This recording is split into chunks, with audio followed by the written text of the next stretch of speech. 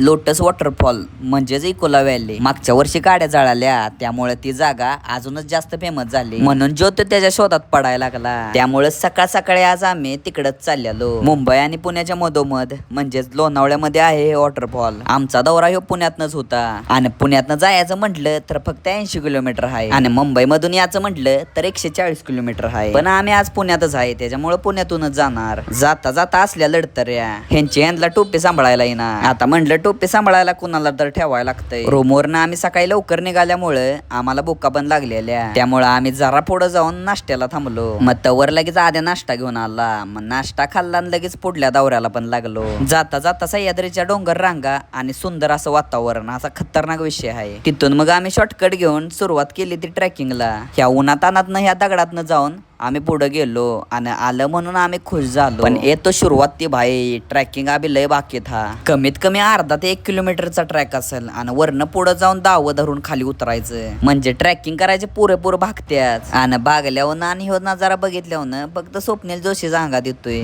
अरे हे काय आहे, किती सुंदर आहे सगळं. खरोखरच आता खतरनाक विषय आहे आणि त्या खतरनाक विषयात खतरनाक अशी वरण उडी मारली. आणि बसलोय त्या साईडला तर असा विषय आहे, पुढल्या साईडला पाणी आहे आणि मागल्या साईडला दरी आहे. त्याच्यामुळे तिथं बसताना तर सावकाशच बसावं. लय रिस्क घेत बसायचं नाही, फक्त एन्जॉय करायचा.